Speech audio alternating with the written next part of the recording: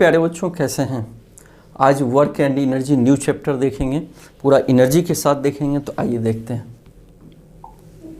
पहले Nelson Mandela जी क्या बोले हैं? शिक्षा सबसे शक्तिशाली हथियार है जिसे आप दुनिया बदलने के लिए इस्तेमाल कर सकते हैं।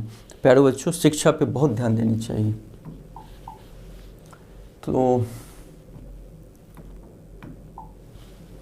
तो देखिए, कंसेप्ट 1 में हम लोग आज सीखेंगे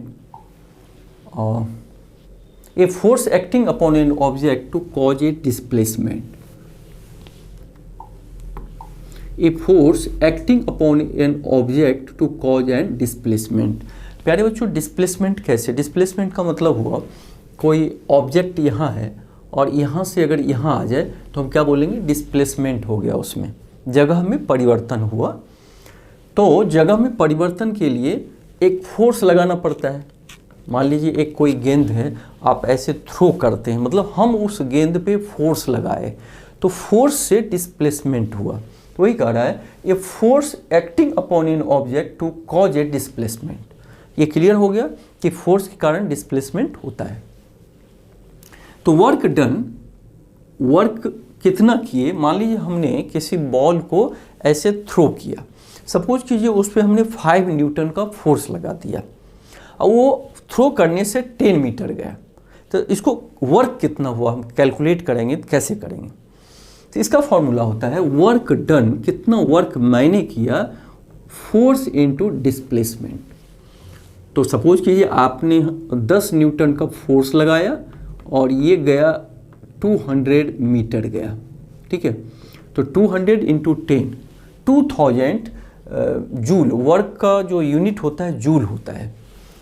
तो 2000 जूल वर्क हमने किया 200 मीटर।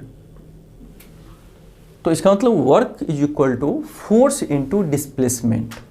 फोर्स का यूनिट न्यूटन होता है, डिस्प्लेसमेंट का मीटर होता है, एसआई यूनिट। एसआई यूनिट किसे बोलते हैं? International system of unit. अगर मान लीजिए किलोमीटर में दिया रहता तो पहले उसको मीटर में बदल लेते, या यहाँ पे सेंटीमीटर में दिया रहता है, मतलब ऐसा यूनिट यहाँ देना ज़रूरी है चेंज करके। कोई भी क्वेश्चन बनाइएगा तो डिस्प्लेसमेंट का ऐसा यूनिट मीटर होता है, तो मीटर लेना ज़रूरी है। तो क्लियर हो गया। अब देखिए, मान लीजिए एक बहुत बड़ा पत्थर है, ठीक है, इस पे आपने फोर्स लगा दिया, धक्का दिए, लेकिन बहुत बड़ा था, उस धक्का से फोर्स से इसमें कोई डिस्प्लेसमेंट नहीं हुआ, तो क्या वर्क माना जाएगा? नहीं माना जाएगा। क्यों? क्योंकि work is equal to F into S. तो फोर्स तो लगाया, फोर्स मान लीजिए 10 न्यूटन लगाया आपने, लेकिन डिस्प्लेसमेंट एस 0 है, तो वर्क कितना हो गया? 0। तो इसका मतलब फिजिक्स के निगाह में आप मान लीजिए कोई वॉल है, दीवार है, उस पर खूब धक्का लगाई, दिन भर तोड़ने की कोशिश कीजिए, लेकिन वो दीवार नहीं गिरा, तो फिजिक्स के निगाह में आपने कोई वर्क नहीं किया।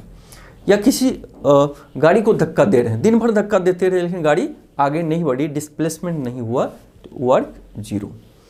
तो इसका मतलब फोर्स अगर 0 हो तब भी वर्क 0 हो जाएगा, डिस्प्लेसमेंट यदि 0 हो तब भी वर्क 0 हो जाएगा। तो अगला पॉइंट देखते हैं, work done by force acting on an object is equal to the magnitude of the force multiplied by the distance moved in the direction of the force. कहा वर्क डन बाय फोर्स, किसी force के द्वारा work done कितना माना जाएगा? Acting on an object is equal to the magnitude of the force. Force का magnitude multiplied by the distance, इस 10 को क्या करते हैं 20 से मल्टीप्लाई किए। फोर्स का मैग्नीट्यूड तो 10 ही है ना, एन यहाँ पे न्यूटन यूनिट है, तो मैग्नीट्यूड से हम मल्टीप्लाई किए, and by the distance moved in the direction of the force. Force के डायरेक्शन में वर्क हुआ उतना। Work has only magnitude and no direction. ध्यान दीजिएगा कि वर्क को डिनोट करने के लिए, जैसे अगर कहीं हम बोलते हैं कि मैंने 10 न्यूटन फोर्स लगाया, तो ये अधूरा वाक्य हो जाएगा। हमें बोलना होगा कि 10 न्यूटन का फोर्स ईस्ट डायरेक्शन में लगाए। तो फोर्स कहीं बोलेंगे तो वहाँ पे डायरेक्शन देना जरूरी है, लेकिन अगर वर्क बोले कि मैंने 10 जूल वर्क किया, तो वहाँ पे डायरेक्शन नहीं देना है कि 10 जूल वर्क नॉर्थ में किए कि साउथ में किए। तो वर्क को बिना डायरेक्शन से भी हम डिनोट कर सकते हैं, ये ध्यान रखना है।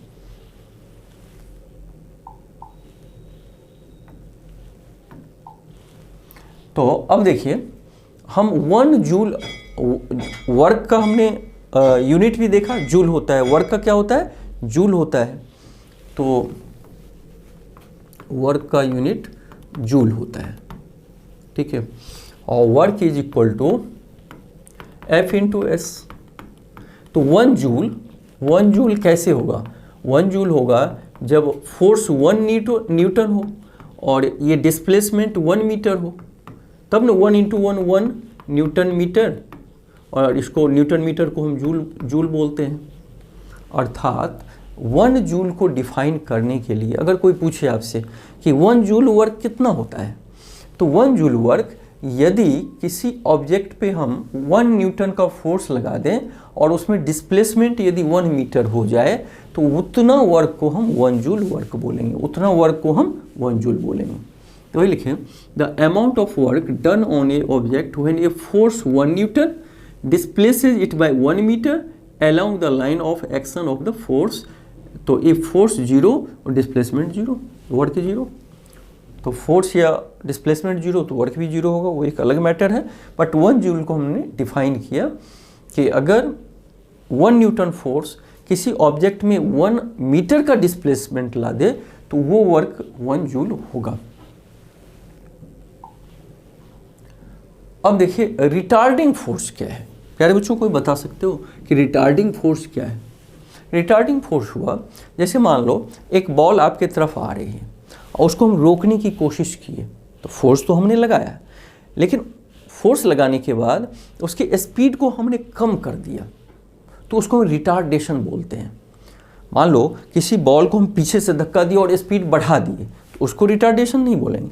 कोई बॉल या कोई भी मूविंग पार्टिकल मेरे तरफ आ रही है, उसको रोकने की कोशिश किए, उसकी स्पीड को कम कर दिए, एक्सेलरेशन को कम किए, तो हम क्या बोलेंगे? रिटार्डेशन। तो if retarding force F is applied in the opposite direction, तो रिटार्डेशन के केस में क्या होगा? अपोजिट डायरेक्शन में फोर्स लगाना होगा। ऑब्जेक्ट इधर से आ रही है तो फोर्स हमें इधर से लगाना होगा। तो याद रखिएगा, रिटार्डेशन केस में फोर्स अपोजिट डायरेक्शन में लगता है। और एंगल बिटवीन द 2 डायरेक्शन 180। जैसे मान लीजिए ये इधर से आ रही है, हमने इधर से फोर्स लगाया, तब तो रुकेगा या रुकने की कोशिश करेगा, तो ये एंगल जो बनेगा 180 का एंगल बनेगा। ये भी ध्यान रखना है कि 180 का एंगल बनता है रिटार्डिंग फोर्स के केस में, अपोजिट डायरेक्शन में। In such cases the work done by the force F is taken as a negative. चूँकि अपोजिट डायरेक्शन में हम वर्क किए, फोर्स इधर आ रही थी, हमने इधर से धक्का लगाया, इस केस में फोर्स जो होगा वो वर्क जो होगा निगेटिव लिया जाएगा। क्यों? क्योंकि हम फोर्स विपरीत दिशा में लगा रहे हैं, तो F माइनस हो जाएगा। तो work is equal to F into S होता है। तो F, जैसे इसका डायरेक्शन मान लीजिए ऑब्जेक्ट का इधर है और हम इधर की ओर फोर्स लगा रहे हैं, इस केस में फोर्स को माइनस लेंगे, इसको लेंगे, तो ये W is equal to minus FS। तो याद रखना है, रिटार्डेशन के केस में वर्क निगेटिव होता है। रिटार्डेशन के केस में जो फोर्स लगता है वो निगेटिव माइनस में लगता है, या रिटार्डेशन के केस में फोर्स अपोजिट डायरेक्शन में लगता है, रिटार्डेशन केस में 180 डिग्री पे फोर्स लगता है। ये सारी चीज़ें समझना है। क्लियर हो गया होगा? अब क्वेश्चन देखिए, ए पोर्टर लिफ्ट्स ए लगेज। पोर्टर मतलब कुली, स्टेशन पे आप कुली करते हो। 15 kg फ्रॉम द ग्राउंड, ये ग्राउंड है, 15 kg से कोई आपका अटैची उठाया ऑन इन हेज और अपने सर पे रखा 1.5 मीटर, ये है 15 kg। ठीक है, तो कह रहा है calculate the work done by the him on the luggage. Luggage पे कितना वर्क किया गया। तो वर्क इज इक्वल टू क्या होता है? F into S. तो S तो मालूम है, ये डिस्प्लेसमेंट है 1.5 मीटर, चलिए वो रख देंगे। F हमें मालूम नहीं, केवल मास मालूम है। तो F इज इक्वल टू क्या होता है? mg होता है। जब हम ग्रेविटेशनल एक्सपीरियंस के जब g के विरोध में काम करते हैं, या जहाँ पे अर्थ अपनी ओर किसी चीज़ को खींच रही है उसके विपरीत दिशा में काम करते हैं, तो वहाँ हम जो कैलकुलेट कर फोर्स, तो mg होता है। और अगर स्ट्रेट लाइन में कोई चीज़ जा रही है तो उसको ma कैलकुलेट करते हैं, F = ma mass into acceleration. लेकिन जब हम ग्रेविटेशनल फोर्स के साथ या उसके विरोध में कोई वर्क करते हैं तो वहाँ एक्सलेरेशन a के बदले g लेते हैं, तो F = mg हो जाएगा इंटू s हो जाएगा। तो m हमें मालूम है 15 kg इंटू g, g क्या है, ग्रेविटेशनल एक्सलेरेशन है, तो 10 मीटर पर सेकेंड स्क्वायर, और इंटू s दे दीजिए 15 kg। 15 kg ऑलरेडी दे दिए हैं, तो m दे दिए, g दे दिए, और डिस्प्लेसमेंट है 1.5, तो 1.5 से इसको मल्टीप्लाई कर दिए। तो अब देखिए सारा SI यूनिट में है, ध्यान दीजिएगा, और ये किलोग्राम भी SI यूनिट में है, एक्सलेरेशन भी SI यूनिट में लिए, और डिस्प्लेसमेंट 1.5 मीटर भी SI यूनिट में लिए। तो वर्क क्या जूल में आएगा आंसर, तो आप कैलकुलेट कर दीजिए। तो 15 इंटू 1.5 को 10 से मल्टीप्लाई करेंगे तो ये भी 15 हो जाएगा, तो ये हो जाएगा 225 जूल। 225 जूल इसका आंसर हो जाएगा। अब प्यारे बच्चों एनर्जी देखेंगे, तो वर्क तो हो गया कि हम किसी ऑब्जेक्ट पे कितना काम किए, कितना वर्क किए, तो उस ऑब्जेक्ट पे जितना फोर्स लगाए वो ऑब्जेक्ट जितना डिस्प्लेस किया उसको मल्टीप्लाई करेंगे। अब एनर्जी क्या होता है, जरा सोच के बताइए एनर्जी होता क्या है। The sun is the biggest natural source of energy to us. तो सन से इतना एनर्जी हम लोग लेते हैं, सन से कूलर पंखा सब चलता है, क्योंकि उस एनर्जी को हम कन्वर्ट कर लेते हैं, सोलर एनर्जी जिसे बोलते हैं। जनरल एनर्जी का डेफिनेशन क्या होता है, डेफिनेशन होता है energy is the capacity for doing work, काम करने की हमारी क्षमता क्या है। मान लीजिए किसी व्यक्ति ज़्यादा काम करता है, कोई व्यक्ति कम काम करता है, तो हम क्या बोलेंगे, उस व्यक्ति ने ज़्यादा एनर्जी है या ज़्यादा एनर्जी लगाया। और एनर्जी कहाँ लगाया जाता है, किसी दूसरे वस्तु पे लगाया जाता है, ऑब्जेक्ट पे लगाया जाता है। तो एक ने कम एनर्जी लगाया, तो इसको डेफिनेशन नोट कर लीजिए, energy is the capacity of for doing work. Work के करने की एबिलिटी को या वर्क करने की कैपेसिटी को हम क्या बोलते हैं, एनर्जी बोलते हैं। An object that possesses every energy can exert a force on another object.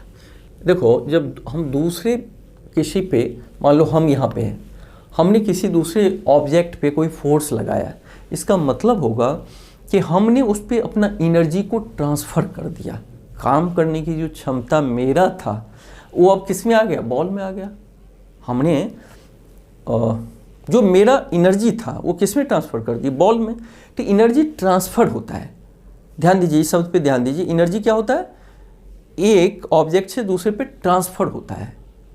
Work हम किसी दूसरे ऑब्जेक्ट पे करते हैं, और एनर्जी क्या होता है, हमारी जो क्षमता है वो दूसरों में ट्रांसफ़र हो गई।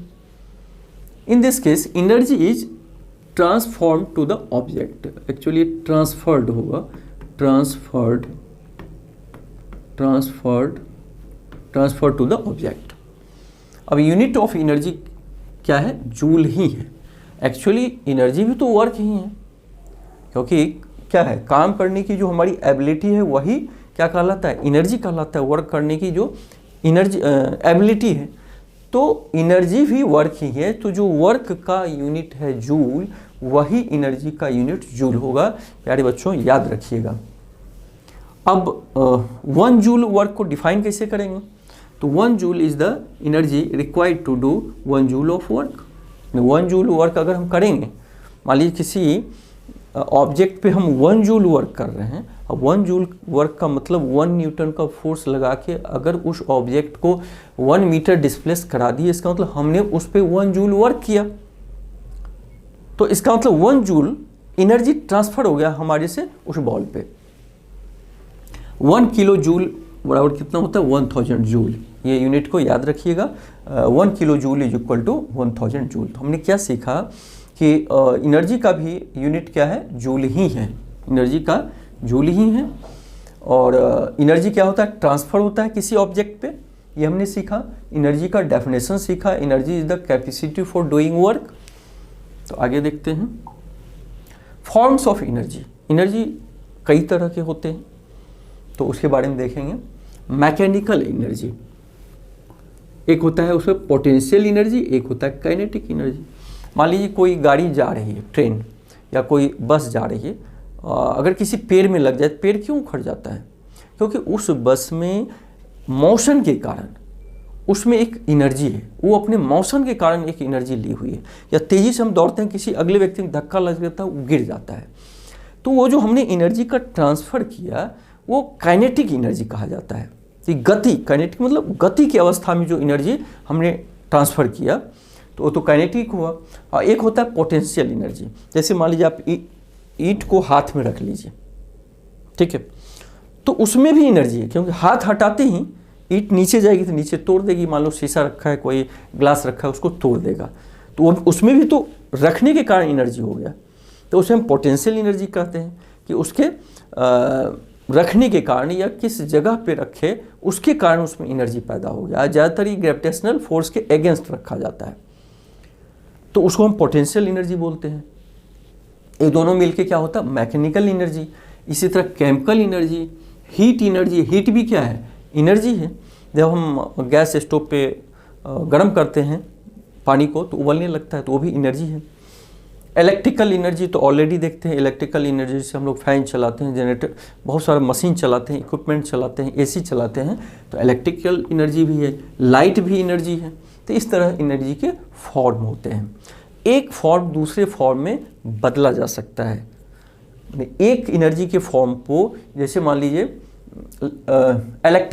इलेक्ट्रिकल एनर्जी से हम फैन चलाते हैं, तो अब फैन में कौन सा आ गया? मैकेनिकल आ गया, वो घूम रहा है, यानी मोशन के कारण उसमें एनर्जी मिल रहा है। तो एक एनर्जी से दूसरे में चेंजिंग हो सकता है। अब काइनेटिक एनर्जी प्यारे बच्चों किसे कहते हैं? A moving object can do work. अगर मान लीजिए एक बॉल को हम बहुत तेज़ी से फेंके तो रास्ते में कोई छोटा मोटा अगर हर्डल आ गया तो उसको तोड़ते हुए निकल जाता है। तो मूविंग ऑब्जेक्ट में जो वर्क करने की क्षमता आ गई तो उसे हम क्या बोलेंगे? काइनेटिक एनर्जी बोलेंगे, क्योंकि उसमें गति के कारण एनर्जी प्राप्त किया है। An object moving faster can do move work. बहुत तेज़ गति से जा रही है और कोई बीच में आप हर्डल दे दीजिए, उसको तेज़ गति से धक्का दे के आगे चला जाएगा। धीमा जा रहा है, धीमा धक्का देगा। तो ए object moving faster can do move work. ज़्यादा तेज़ गति से अगर मूव कर रहा है तो वर्क भी ज़्यादा करेगा, काइनेटिक एनर्जी भी उसमें ज़्यादा होगा। A form of energy that an object और particle has by reason of its motion is called the kinetic energy. मैंने मोशन के कारण जो एनर्जी होता है, काम होता है, उसको हम क्या बोलते हैं? Kinetic energy. मोशन के कारण कोई वर्क होता है उसको हम क्या बोलते हैं? Kinetic energy. Express the kinetic energy, express the kinetic energy of an object in the form of an equation. अब काइनेटिक एनर्जी का जो फॉर्मूला होता है के ई का, वो होता है ½ mv²। कोई वस्तु मूव कर रही है, सपोज को 10 kg उसका मास है और वेलोसिटी है 25 मीटर पर सेकेंड, तो उसका जो काइनेटिक एनर्जी, उसके अंदर जो काइनेटिक एनर्जी है, जो किसी वस्तु में धक्का देकर उसको उतना एनर्जी ट्रांसफ़र कर देगा, वो ½ mv² से हम लोग इसको मेजरमेंट करते हैं। ये कैसे निकलता है तो इसको हम देखते हैं। मान लीजिए एक an object of mass m moving with uniform velocity u, शुरू में उसका वेलोसिटी u है। When a force F force है, applied it displaces distance s, तो s डिस्प्लेसमेंट होगा, तो वर्क डन कितना होगा? W = F × s। ऑलरेडी हम जानते हैं कि वर्क = फोर्स इंटू डिस्प्लेसमेंट। तो work done caused A change in velocity. अब देखिए, जब वर्क डन होगा तो वेलोसिटी में चेंज होगा। जैसे मान लीजिए एक पत्थर को हमने धक्का दिया तो वो पहले स्थिर अवस्था में थी, रेस्ट में, अब मोशन में आ गई, तो वेलोसिटी में चेंज हुआ ना। तो जहाँ भी वर्क डन होगा इसका मतलब वेलोसिटी में चेंज होगा। तो let velocity change from u to v। मान लीजिए किसी पे आप धक्का दिए, शुरू में इसका u वेलोसिटी था, बाद में क्या होगा? v। और let a is the acceleration, इसके कारण एक्सलेशन क्या पैदा हुआ? a। तो आगे देखते हैं। अब देखिए इक्वेशन ऑफ मोशन क्या? v² - e² और 2s। ऑलरेडी हम लोग मोशन चैप्टर में पढ़ चुके हैं। v जहाँ क्या है? फाइनल वेलोसिटी, u क्या है इनिशियल वेलोसिटी, a है एक्सेलरेशन, s क्या है डिस्प्लेसमेंट है, या s is equal to V square minus U square upon 2a। इस लाइन को हम ऐसे लिख सकते हैं। अब देखिए work is equal to F into S है, मालूम है हमें। तो इस इक्वेशन में work is equal to F की जगह हम एम ए लिख सकते हैं और एस के जगह ये हम लिख सकते हैं। देखिए एस के जगह इस इक्वेशन को उठा के यहाँ हम लिख सकते हैं, एफ के जगह एम ए और एस के जगह ये इक्वेशन लिख दिया, ए कैंसिल हो गया, तो हाफ अपॉन 2 है तो हाफ एम बचेगा V square minus U square, इतना बचा। अब ऑब्जेक्ट अगर स्टार्टिंग किया है 0 से तो इनिशियल वेलोसिटी 0 हो जाएगा, तो 0 कम पड़ जाएगा, तो इसका मतलब वर्क जो होगा हाफ एम वी स्क्वायर होगा। और इसी को काइनेटिक एनर्जी कहते हैं कि वही वर्क तो ट्रांसफर हुआ, वर्क से हमें काम करने की क्षमता आई, तो कितना हुआ हाफ एम वी स्क्वायर। तो वर्क डन क्या होता है, change in kinetic energy of an object. किसी ऑब्जेक्ट में मान लो हम किसी को 5 न्यूटन फोर्स लगा दिए, वो रुकी हुई थी चलने लगी, तो हाफ एम वी स्क्वायर पहला जो काइनेटिक एनर्जी था वो 0 था, लेकिन बाद में काइनेटिक एनर्जी में चेंज हुआ, तो दोनों का जो डिफरेंस हुआ उतना ही तो हमने वर्क किया, उतना ही तो एनर्जी ट्रांसफर हुआ हमारे से उसमें। तो work done without change in kinetic energy, तो वर्क काइनेटिक एनर्जी यही change in kinetic energy half M V square, तो इसका half M V square definition हो गया। तो काइनेटिक एनर्जी का फॉर्मूला क्या हुआ, हाफ एम वी स्क्वायर। अब इस पे एक क्वेश्चन है, what is the work to be done to increase the velocity of car from 30 kilometre per hour. तो यूनिफॉर्म शुरू की वेलोसिटी, इनिशियल वेलोसिटी क्या है 30 kilometre per our, 30 kilometre per our, इसको मीटर पर सेकेंड में बदल लीजिए क्योंकि 5/18 अब हो जाएगा ये मीटर पर सेकेंड। तो 3 10 जा 3 6 जा तो 50/6 मीटर पर सेकेंड, ठीक है। अब स्पीड चेंज हो गया, कितना हो गया है, वेलोसिटी हो गया from 30 kilometre per hour to 60 kilometre. Final velocity कितना हो गया, v is equal to 60 km per hour. तो 60 को भी 5 × 18 से मल्टीप्लाई अगर कर दें तो मीटर पर सेकेंड में, ऑलरेडी इसको एक्सप्लेन कई बार कर चुके हैं, तो ये हो जाएगा मीटर पर सेकेंड। तो 6 3 जा और 6 10 जा, तो 50/3 मीटर पर सेकेंड। मास ऑलरेडी दिया हुआ है, तो what is the work to be done, तो वर्क इज इक्वल टू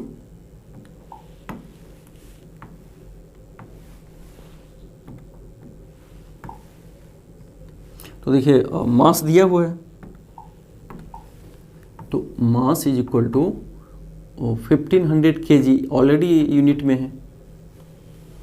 तो वर्क क्या होता है, चेंज इन काइनेटिक एनर्जी। जैसे इससे पिछले में हमने किससे क्या सीखा था, देखिए work done without change in kinetic energy.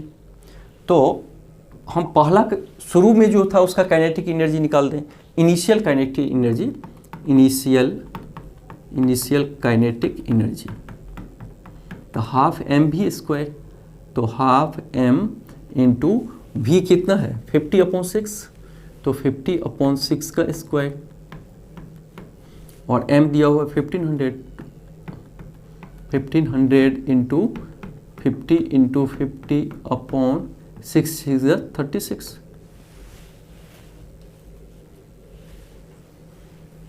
ठीक है,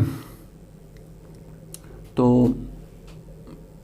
3 12 जा और 3 5 जा 500, ठीक है, 4 3 जा और 4 125 जा 125, तो ये हो जाएगा 125 इंटू 50 52,500/2 इंटू 3।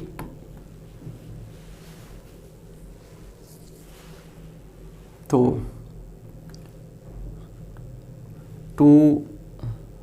125 पे 0, तो 125 इंटू 1250/3, तो ठीक है, इसका कैलकुलेशन हम लोग कर लेंगे। ये शुरू का काइनेटिक एनर्जी हुआ, ये जूल में हो जाएगा, जूल।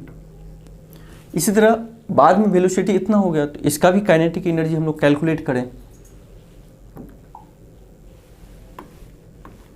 तो फाइनल काइनेटिक एनर्जी, तो फाइनल काइनेटिक एनर्जी तो हाफ इंटू मास वही रहेगा, वेलोसिटी कितना होगा 50/3, तो 50/3 का स्क्वायर, तो 1/2 इंटू 1500 इंटू 2500/3 थी जा 9। तो इसको भी अगर 3 3 जा और 3 500 तो ये हो जाएगा, और 2 से करेंगे तो 125 पे 0, तो 500 इंटू 1250/3। तो अब इसी दोनों का डिफरेंस जो होगा, डिफरेंस इन काइनेटिक एनर्जी, वही वर्क डन होगा। तो दोनों का डिफरेंस निकाल दीजिए। देयरफॉर वर्क डन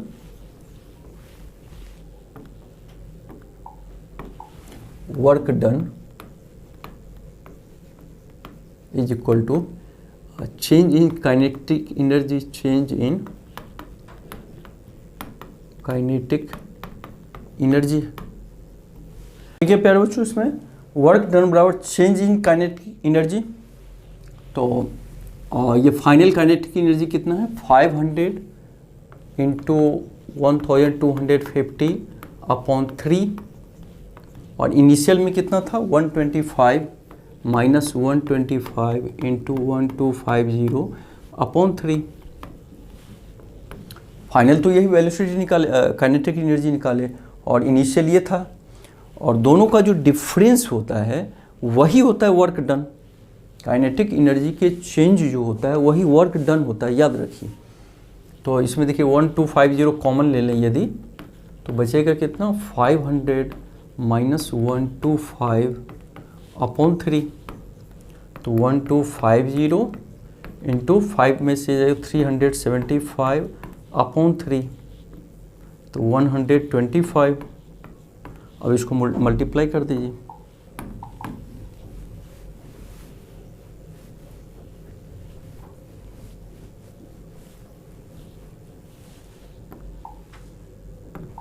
तो 1250 work is equal to 1250 into 125, ये जूल में आएगा। ठीक है, तो 125 को 125 से मल्टीप्लाई करके